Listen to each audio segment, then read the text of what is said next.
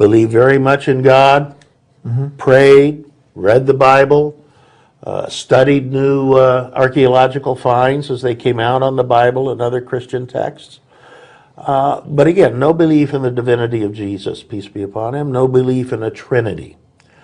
And I basically continued in this line as an atypical Christian from 1974 until 1993.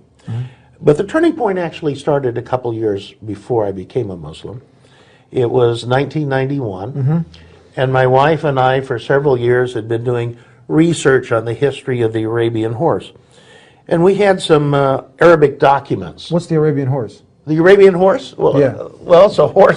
For people who, the Arabian horse is a horse that was bred for centuries by the Bedouins of the Middle East. Okay. They typically have one less vertebrae in their back and one less vertebrae in their tail than other horses, and they are the preeminent endurance horse. Yes.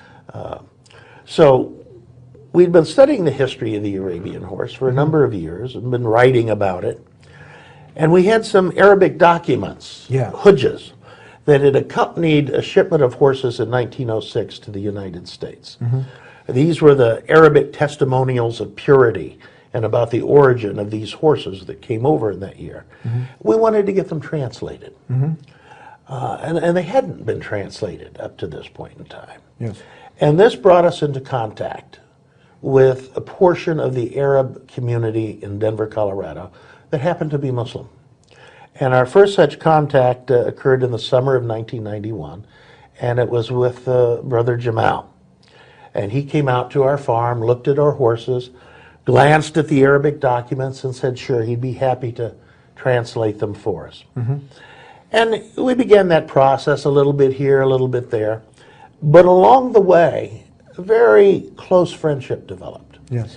And before long, we were getting together on a weekly to bi-weekly basis, just socially. You weren't a little nervous, skeptical, thinking like, had some preconceived ideas or notions that, what you might have seen on TV that, I got to be careful, this guy might be some kind of terrorist or some kind of... Well, again, we're talking 1991, so it's a little before... A little before all the drama. Yeah, but no, I didn't have any such feelings whatsoever.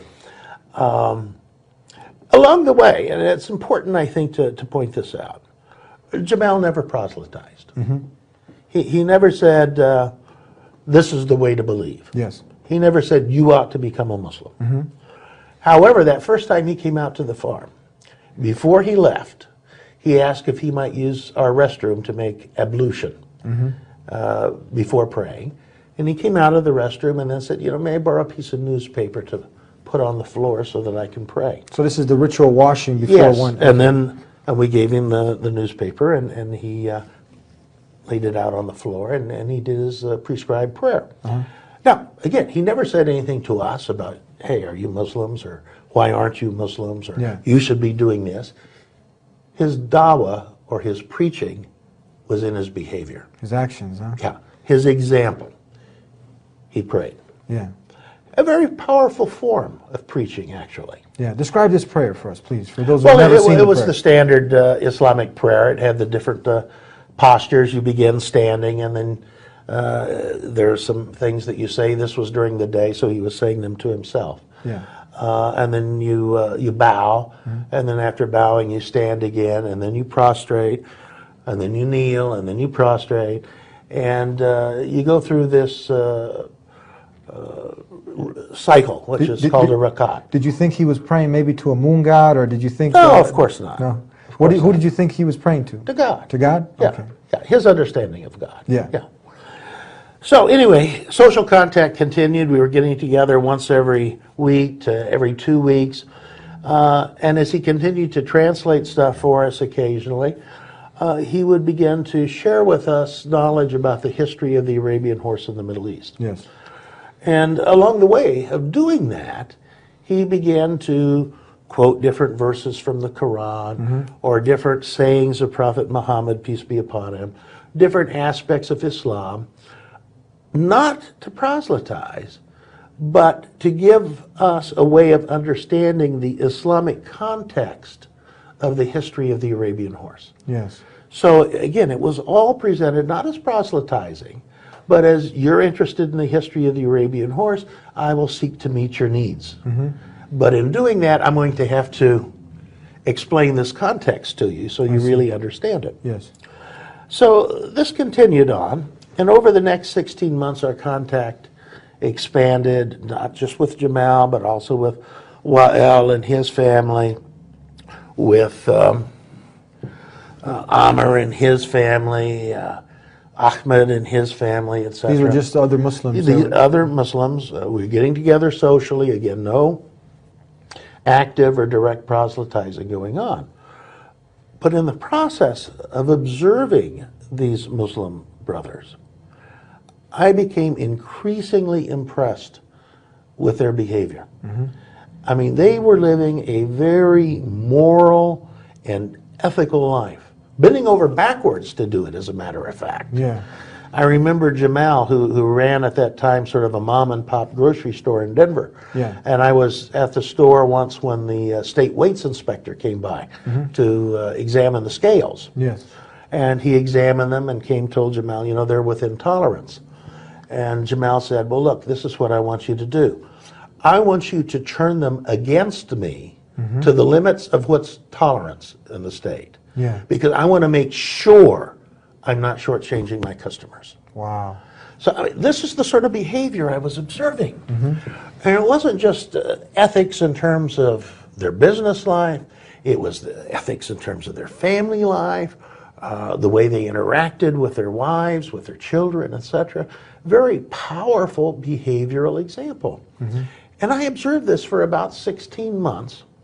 And finally, it must have been in December of 1992, I got around to asking myself the fundamental question, which is, what separates these Muslim friends of mine from me in terms of belief?